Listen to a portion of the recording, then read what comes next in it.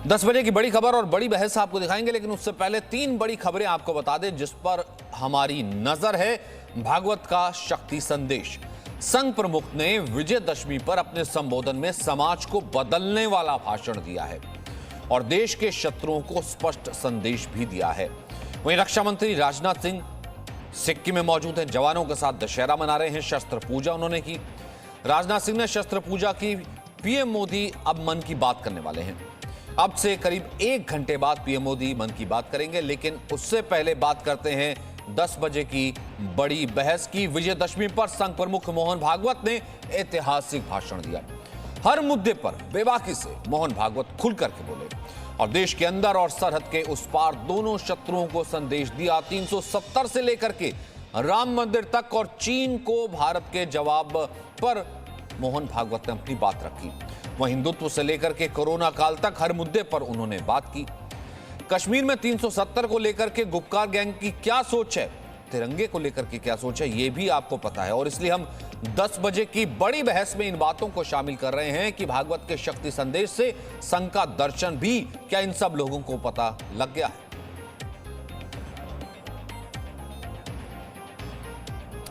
हम बात करेंगे। इस वक्त हमारे साथ जयराम विप्लव हैं, बीजेपी के प्रवक्ता। अमित रैना हैं, रूट्स इन कश्मीर से। हमारे साथ मोहित भान हैं, पीडीपी के प्रवक्ता। हमारे साथ मंजूर अहमद हैं, वरिष्ठ पत्रकार। और जावेद कुरैशी हैं, कश्मीरी एक्टिविस्ट और देश रत्न निगम हैं, आरएसएस समर्थक। सबसे पहले देश रत्न जी, मैं आपसे शुरू करना चाहता हूं। ठीक है, देश रत्न हमारे साथ नहीं है, लेकिन जयराम विप्लव, क्या संदेश? इसका मतलब सीधे तौर पर वो संदेश था जो अनेकता में एकता, विविधता में, जिसे कहते हैं कि डाइवर्सिटी इन कल्चर, उन लोगों को सीधा संदेश था जो मोहन भागवत ने आज दिया। देखिए, देश के अंदर रह करके जो कुछ लोग हैं जो चीन की भाषा बोलते हैं, पाकिस्तान की भाषा बोलते हैं, ये उन लोगों के लिए भी एक संदेश है कि समय रहते उनको भी सचेत हो जाना चाहिए। आपसी मतभेद हो सकते हैं, राजनीतिक विचारधारा के मतभेद हो सकते हैं, लेकिन अंतर्राष्ट्रीय मुद्दों पर, देश की सुरक्षा से जुड़े हुए, राष्ट्रीय एकता से जुड़े हुए विषयों पर कम से कम हमको एकमत होना चाहिए। और आज उन लोगों के लिए भी स्पष्ट संदेश मैं देख पा रहा हूं जो चीन की मदद से पुनः धारा 370 की वापसी के झूठे सपने देख रहे हैं, वहां अपनी रणनीति को पुनः स्थापित करने के लिए कश्मीर के युवाओं को बरगलाने का प्रयास कर रहे हैं। तो ये उन लोगों के लिए एक स्पष्ट संदेश है और मुझे लगता है कि उनको भी समझ में आ जाना चाहिए। देश रत्न निगम साहब, आपके लिए सबसे बड़ा टेक क्या था? क्योंकि मैं इसलिए ऐतिहासिक कह रहा हूं इस भाषण को कि कोई ऐसा नहीं कि जिसे कहते हैं कि आरएसएस एक बिंदु पर सोचता है, क्या वो सिर्फ हिंदूवादी संगठन है या सिर्फ हिंदुत्व की सोच रखता है, लेकिन हिंदुत्व के पैरामीटर्स क्या हैं, हिंदुत्व कितना बड़ा है। और हिंदुत्व पूरा ही नहीं हो सकता एक एक माइनॉरिटी और बिना किसी उस समुदाय के या संप्रदाय के जो कि भारत में बसता है। मेरे ख्याल से ये सबसे बड़ा संदेश था आज मोहन भागवत संघ प्रमुख के इस भाषण का। आपके लिए सबसे बड़ा टेक क्या था? देखिए, सबसे बड़ी बात जो संघ हमेशा से बोलता है और परम पूजनीय मोहन भागवत जी ने आज वो सबको स्मरण भी कराया, वो यह था, राष्ट्र सर्वोपरि है और राष्ट्र समाज से बनता है और समाज परिवार से बनता है। परिवार आपका सबसे पहली ईंट है, तो परिवार में हमको अपने आप की चीजें जो उन्होंने स्मरण कराई वो करनी पड़ेंगी। उससे समाज संगठित और मजबूत होता है, उससे राष्ट्र संगठित और मजबूत होता है। ये हम लोगों का शुरू से विचार रहा है। दूसरा, हिंदुत्व की जो उन्होंने परिभाषा दी, जिसे हम हमेशा मानते हैं, वो उसमें सब लोगों को समानता है, सब उसके हिस्से हैं और सारे धर्म है, पूजा पद्धति अलग हो सकती है और विश्व में भी हम उसकी जो हिंदुत्व की बात करते हैं, विश्व में भी हम जब बात करते हैं तो सबकी समानता की बात करते हैं, सबकी बराबरी की बात करते हैं। मत अलग अलग हो सकते हैं, आपके विचार अलग अलग हो सकते हैं, विभिन्नता लेकिन सेपरेटनेस नहीं है, ये उन्होंने बड़ा साफ बोला। जिसको कि आप जो कुछ घृणित मंडली जिन्होंने जिसका नाम दिया, वो जिसको देश बांटने के लिए इस्तेमाल करते हैं, हमारी विभिन्नताओं को इस्तेमाल करते हैं तोड़ने के लिए देश को। और स्वदेश, ठीक है, एक सेकंड देश रत्न निगम साहब, उन्होंने कहा कि एक बार मैं दोबारा से संक्षेप में है वो एक छोटी सी साउंड बाइट सुनवाना चाहता हूं। नागरिकता अधिनियम संशोधन कानून वो संसद की पूरी प्रक्रिया के बाद पास हुआ। अपने पड़ोसी देशों में 2-3 देश ऐसे हैं जहां पर सांप्रदायिक कारणों से उस देश के निवासियों को प्रताड़ित किया जाने का इतिहास है, और उन लोगों को जाने के लिए दूसरी जगह नहीं, वो भारत में आते हैं।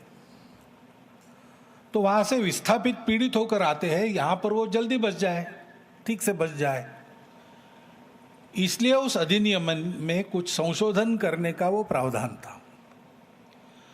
जो भारत के नागरिक है उनके लिए उसमें कुछ खतरा नहीं था। बाहर से जो आते हैं भारत में और नागरिक बनने की इच्छा उनकी है, तो उसके लिए भी कानून में पहले से प्रावधान है, ऐसे लोग भी बन सकते हैं।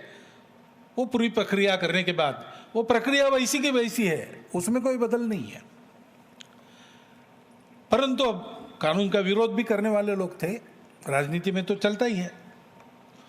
उन्होंने ऐसा वातावरण बनाया कि इस देश की मुसलमानों की संख्या न बढ़े, इसलिए नियम लाया गया है। तो उसके चलते और उसका अच्छा विरोध शुरू हो गया, प्रदर्शन आदि होने लगे, देश के वातावरण में तनाव आ गया। उसका क्या उपाय करना, इसका सोच विचार पूरा हो, कुछ कृति हो, इसके पहले वो सारा और दब गया कोरोना आने के कारण। मनों में जो सांप्रदायिक आँच थी वो मन के मन में रहेगी।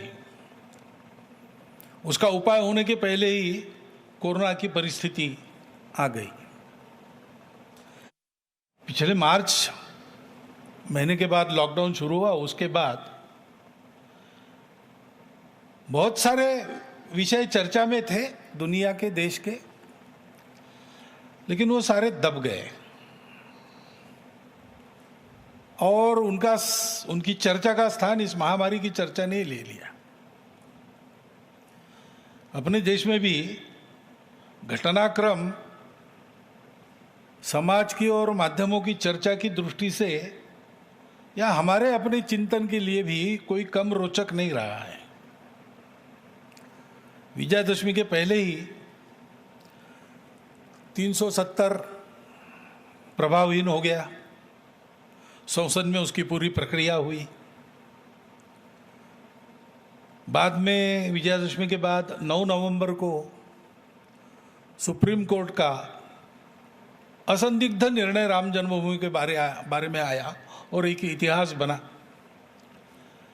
एक मत से निर्णय था, सारे देश ने स्वीकार किया और बहुत सुंदर वातावरण में समझदारी के साथ, संयम के साथ समाज ने उसको स्वीकार किया। हर्षोल्लास का होने के बाद भी संयम के साथ मनाया और बिल्कुल 5 अगस्त में और राम मंदिर निर्माण के आरंभ का जो पूजन हुआ उसमें भी, और हमने उस वातावरण के पवित्रता को, भव्यता को, उल्लास को भी देखा, साथ साथ इस संयम और समझदारी को भी देखा। हम हिंदू शब्द का उपयोग करते हैं, हिंदुस्तान, हिंदू राष्ट्र ऐसा कहते हैं। इसको लेकर भ्रम पैदा करने वाले लोग हैं, इसलिए जानना चाहिए।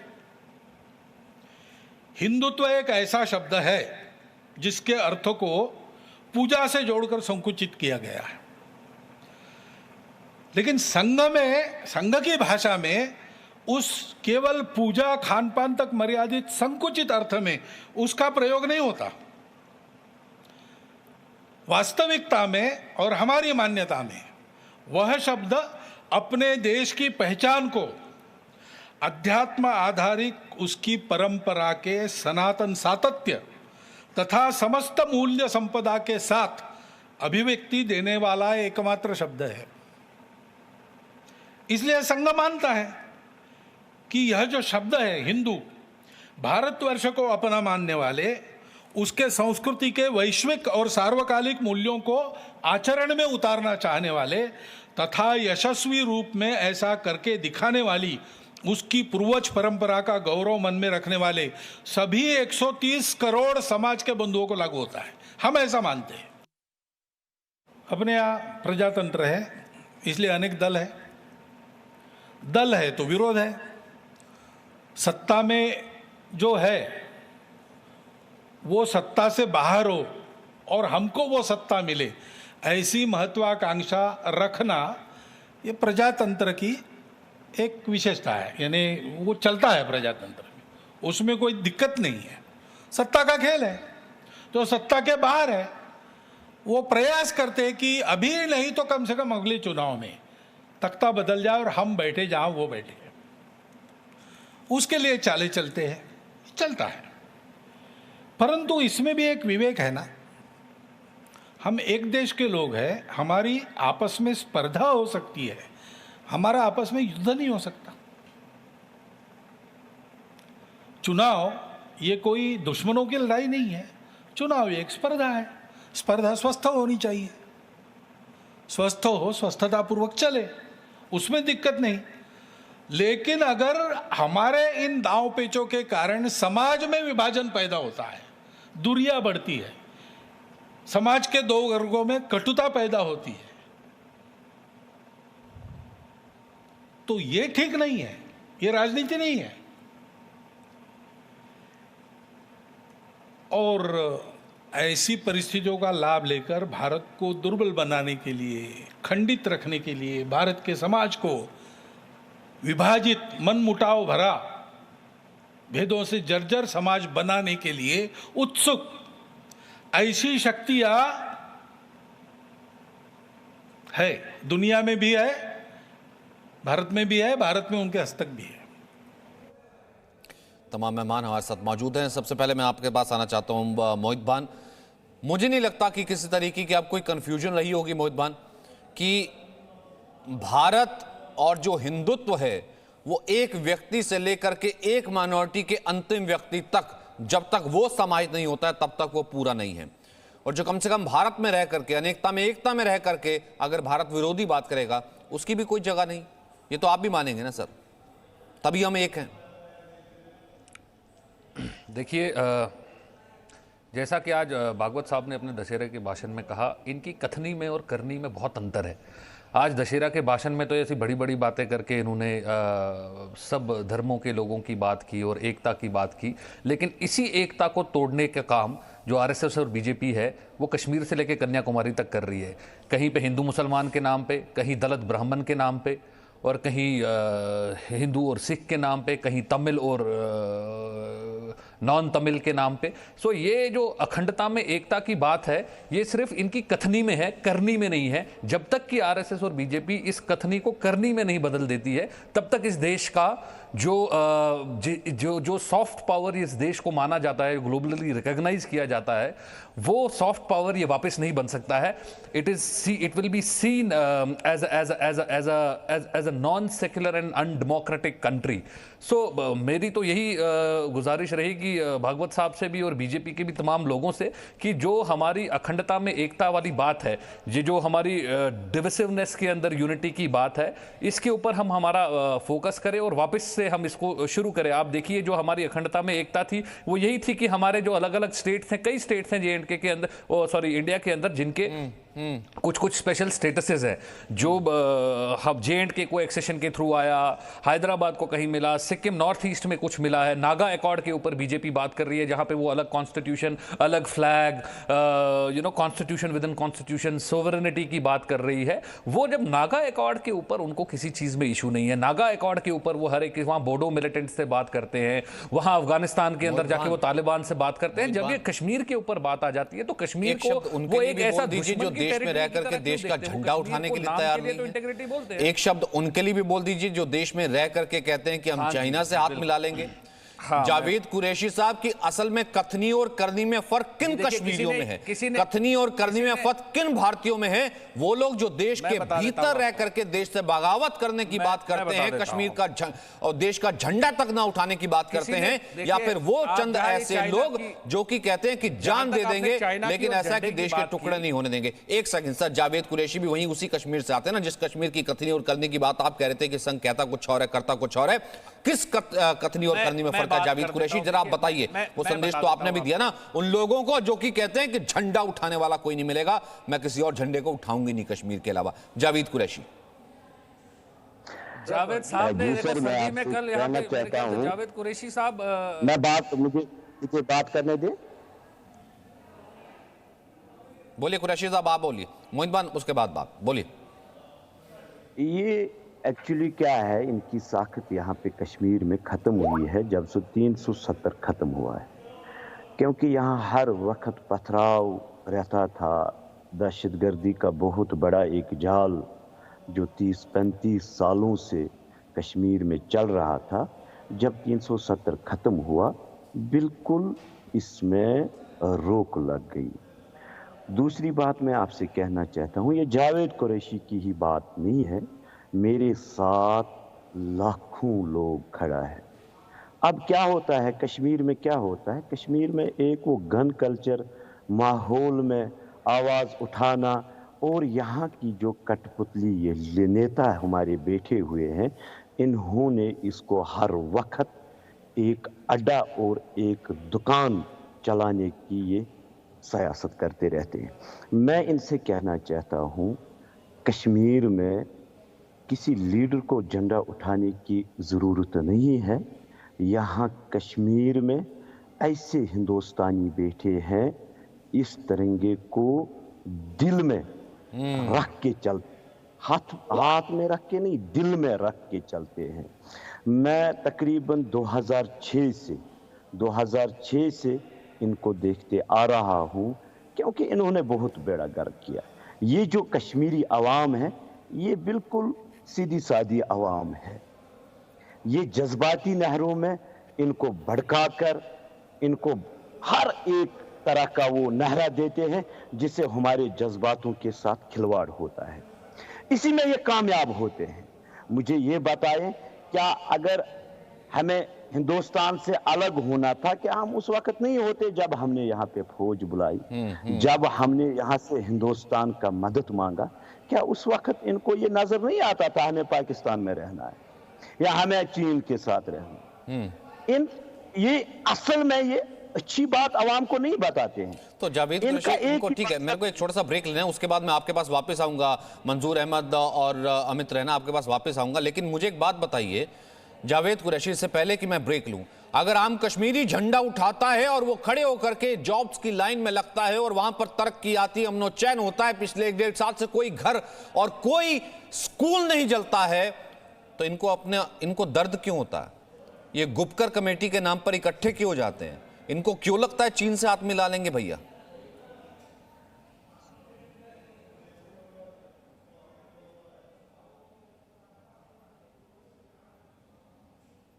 क्यों दर्द होता है जावेद कुरैशी इनको? बिल्कुल सर, बिल्कुल सर, इनको तो दर्द होगा ना, दुकानें बंद हो गई सर। अब ये क्या करेंगे? बूखलाहट में तो रहेंगे। अब यहाँ हजारों लोग तिरंगा लेके चलते हैं सर। अब यहाँ हजारों लोग, अब गन कल्चर यहाँ पे खत्म होगा इंशाअल्लाह और रहमान। मुझे उम्मीद है दहशतगर्दों के खिलाफ अब आवाज उठाएगी, अब सईद हाफिज के खिलाफ आवाज उठेगी। अब कोई हुर्रियत लीडर यहाँ मनमानी नहीं कर सकता है। अब कोई दहशतगर्द यहाँ किसी एक नागरिक को नहीं मार सकता है। इनको भगा भगा कर यहां से निकालेंगे और अमन को कायम करेंगे इंशाअल्लाह और रहमान। अमन कायम करेंगे, इसमें टाइम लग जाएगा। इस पर मोहितबान का कमेंट लूंगा। मोहितबान, क्या ये आवाज कश्मीरी नहीं है? क्या वो जो भीड़ में दिखाता था, वो जो मैं दुनिया दिखाता था कि वो देखिए लाल चौक पर खड़े होकर जो तिरंगा फैला रहे, क्या वो कश्मीरी आवाज नहीं है? क्या जावेद कुरैशी कश्मीरी नहीं है? या फिर वो चंद गुपकर हाउस में बैठने वाले ही सिर्फ कश्मीरी जो कहते हैं कि मैं झंडा नहीं उठाऊंगा? आप इनका काउंटर कीजिएगा, फिर उसके बाद बाकी मेहमानों के पास आऊंगा। एक छोटा सा ब्रेक ले रहा हूं, बड़ी डिबेट है, लगातार जारी रहेगी। तो लगातार 10 बजे की बड़ी बहस जारी है आज, क्योंकि दशहरा है। दशहरा रैली पर संघ प्रमुख का भाषण हुआ और हिंदुत्व की क्या परिभाषा है, और कुछ लोग जो कि संकीर्ण सोच से कहीं ना कहीं संघ को देखते हैं और वो कहते हैं कि नहीं, वो एक हिंदुत्ववादी सोच रखता है, हिंदूवादी सोच रखता है। दरअसल हिंदुत्व की परिभाषा क्या है? 370 से लेकर के कोरोना से लेकर के तमाम चीजों पर संघ प्रमुख ने अपनी बात रखी। सबसे पहले ये साउंड बाइट सुनते हैं, फिर उसके बाद अपने पैनल्स का रुख करेंगे। वास्तविक में हम देखते हैं कि हिंदू ये किसी पंथ संप्रदाय का नाम नहीं है, किसी एक प्रांत का उपजाया अपना शब्द नहीं है, किसी एक जाति की बपौती नहीं है, किसी एक भाषा का पुरस्कार करने वाला शब्द नहीं है। इन सब विशिष्ट पहचानों को कायम स्वीकृत व सम्मानित रखते हुए भारत भक्ति के तथा मनुष्यता की संस्कृति के विशाल प्रांगण में सबको बसाने वाला, सबको जोड़ने वाला शब्द है। इस शब्द पर किसी को आपत्ति हो सकती है। आशय अगर समान है मन में, तो दूसरे शब्द का उपयोग करने पर हमको कोई आपत्ति नहीं, परंतु इस देश के एकात्मता के व सुरक्षा के हित में इस हिंदू शब्द को आग्रह पूर्वक अपनाकर उसके स्थानीय से लेकर तो वैश्विक तक, हिंदू शब्द अपना स्थानीय शब्द भी है, वो हम सबको, भारत के लोगों को लागू होता है, लेकिन हिंदू शब्द ऐसा है जिसमें विश्व मानवता का भी अंतर्भाव हो सकता है। और इसलिए इन सब अर्थों को मन में, कल्पना में रखकर संघ चलता है।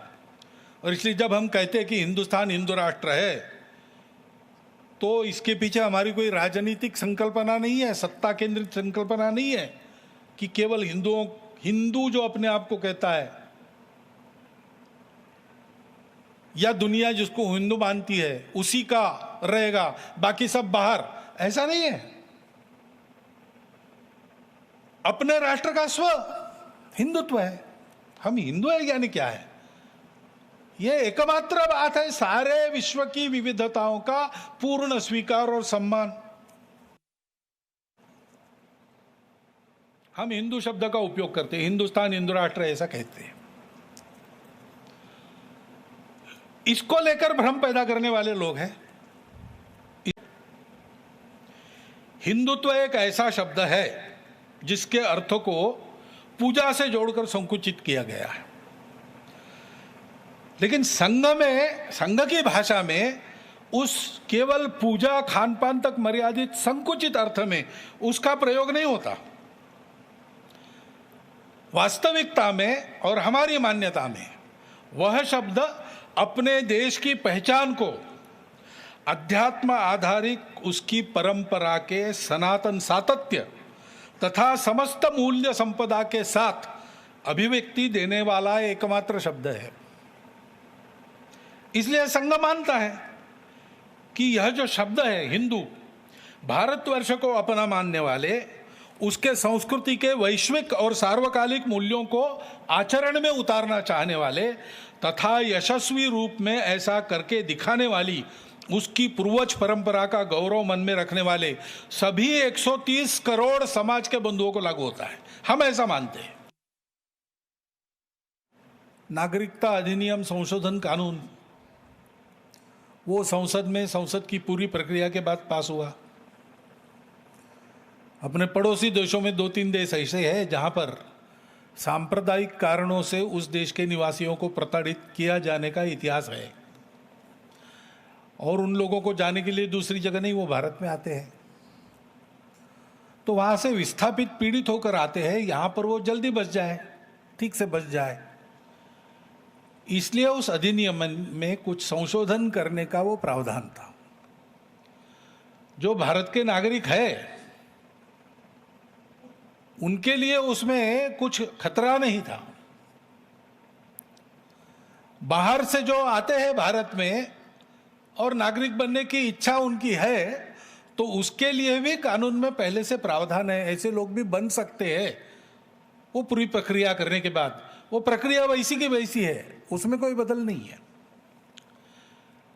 परंतु अब कानून का विरोध भी करने वाले लोग थे, राजनीति में तो चलता ही है। उन्होंने ऐसा वातावरण बनाया कि इस देश की मुसलमानों की संख्या न बढ़े, इसलिए नियम लाया गया है। तो उसके चलते और उसका अच्छा विरोध शुरू हो गया, प्रदर्शन आदि होने लगे, देश के वातावरण में तनाव आ गया। उसका क्या उपाय करना, इसका सोच विचार पूरा हो, कुछ कृति हो, इसके पहले वो सारा और दब गया कोरोना आने के कारण। मनों में जो सांप्रदायिक आँच थी वो मन के मन में रहेगी। उसका उपाय होने के पहले ही कोरोना की परिस्थिति आ गई। पिछले मार्च महीने के बाद लॉकडाउन शुरू हुआ, उसके बाद बहुत सारे विषय चर्चा में थे दुनिया के, देश के, लेकिन वो सारे दब गए। और उनकी चर्चा का स्थान इस महामारी की चर्चा ने ले लिया। अपने देश में भी घटनाक्रम समाज की और माध्यमों की चर्चा की दृष्टि से या हमारे अपने चिंतन के लिए भी कोई कम रोचक नहीं रहा है। विजयादशमी के पहले ही 370 प्रभावहीन हो गया, संसद में उसकी पूरी प्रक्रिया हुई। बाद में विजयादशमी के बाद 9 नवंबर को सुप्रीम कोर्ट का असंदिग्ध निर्णय राम जन्मभूमि के बारे में आया और एक इतिहास बना। एक मत से निर्णय था, सारे देश ने स्वीकार किया और बहुत सुंदर वातावरण में समझदारी के साथ, संयम के साथ समाज ने उसको स्वीकार किया। हर्षोल्लास का होने के बाद भी संयम के साथ मनाया और बिल्कुल 5 अगस्त में और राम मंदिर निर्माण के आरंभ का जो पूजन हुआ उसमें भी, और हमने उस वातावरण के पवित्रता को, भव्यता को, उल्लास को भी देखा, साथ साथ इस संयम और समझदारी को भी देखा। चीन ने इस कालावधि में अपने और सामरिक बल के गर्व में, अभिमान में हमारी सीमाओं का जो अतिक्रमण किया और जिस प्रकार व्यवहार किया और कर रहा है, केवल हमारे साथ नहीं, सारी दुनिया के साथ, वो तो सारी दुनिया के सामने स्पष्ट है। इसके पहले भी आया है, उसका स्वभाव विस्तारवादी है, सब लोग जानते हैं। लेकिन इस बार जैसे एक साथ उसने ताइवान के साथ, वियतनाम के साथ, अमेरिका के साथ, जापान के साथ, भारत के साथ साथ ही एक साथ झगड़ा मोल लिया। कुछ उसके अपने कारण होंगे, लेकिन सबके ध्यान में फिर एक बार आ गया। लेकिन और एक अंतर ऐसा है कि इस बार भारत ने उसकी जो प्रतिक्रिया दी उसके कारण वो सहम गया, धक्का मिला उसको एक, क्योंकि भारत तन के खड़ा हो गया। भारत की सेना ने अपने वीरता का परिचय दिया, भारत के नागरिकों ने अपने देशभक्ति का परिचय दिया। सामरिक और आर्थिक दोनों दृष्टि से वो ठिठक जाए इतना धक्का तो उसको मिला है। और उसके चलते दुनिया के बाकी देशों ने भी चीन को अब डांटना शुरू किया है, खड़ा होना उसके सामने शुरू किया है।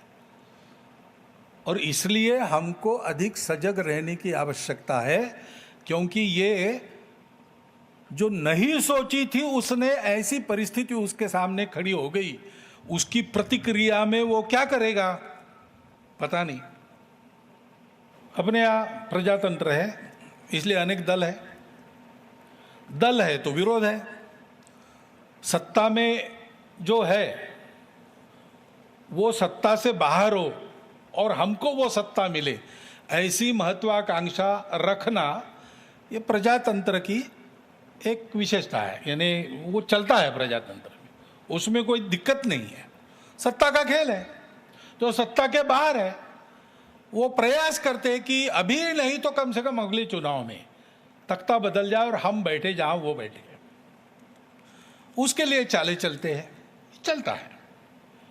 परंतु इसमें भी एक विवेक है ना, हम एक देश के लोग हैं, हमारी आपस में स्पर्धा हो सकती है, हमारा आपस में युद्ध नहीं हो सकता। चुनाव ये कोई दुश्मनों की लड़ाई नहीं है, चुनाव एक स्पर्धा है।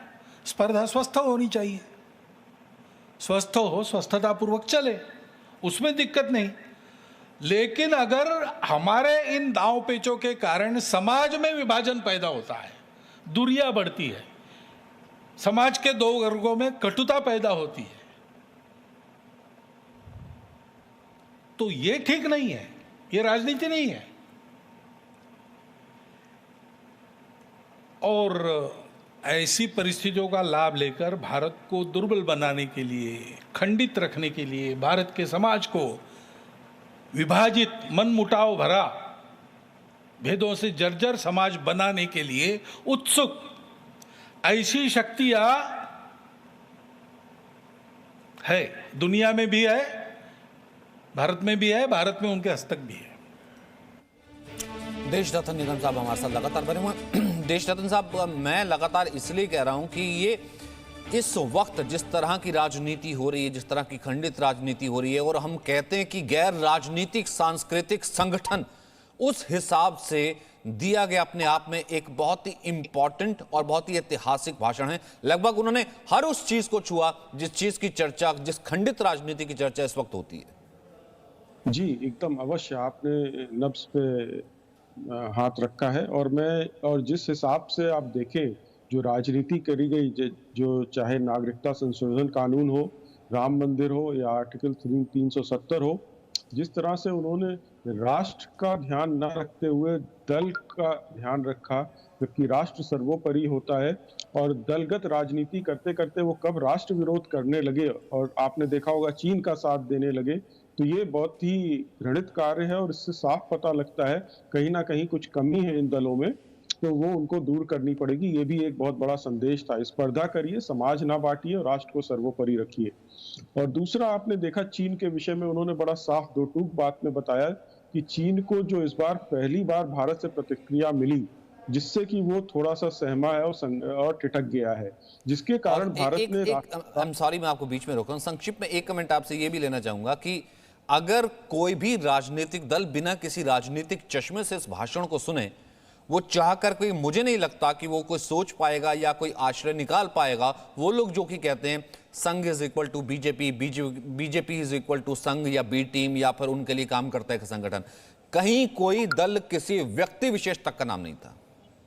जी, वो कभी हमने नहीं लिया आज तक। कभी भी संघ में या संघ का कोई भी स्वयंसेवक हो या पदाधिकारी हो, कभी किसी ने किसी दल के बारे में नहीं बोला। हाँ, उनकी नीतियों के बारे में हम जरूर बोलते हैं। हम किसी व्यक्तिगत तौर पर किसी पर हम आक्षेप नहीं करते।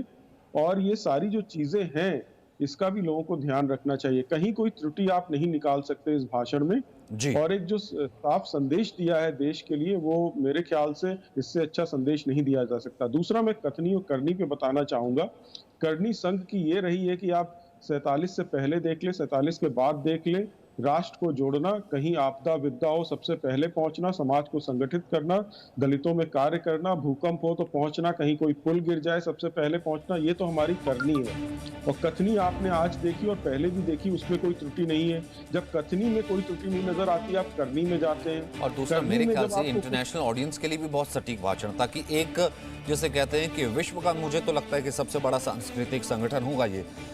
और जिस तरीके से आज उसने बात की, ना केवल डोमेस्टिक ऑडियंस को एड्रेस किया, बल्कि इंटरनेशनल उन अखबारों को, उन मीडिया को और उन सो कॉल्ड सेकुलरिस्ट को जो कि ये कहते हैं कि there is a Hindu government, there is a, जैसे कहते हैं कल्चर ऑफ आरएसएस, कि हिंदुत्व होता क्या है, उसकी परिभाषा क्या होती है, और एक भी बिना माइनॉरिटी के वो पूरा नहीं हो सकता, विविधता में एकता। ये बिल्कुल तरीके से सीधा सटीक था कि उन तक को ये एड्रेस किया गया। बहुत बहुत शुक्रिया देश रत्न निगम साहब हमारे साथ जुड़ने के लिए। Presenting B News app available on Google Play and App Store. Download it now.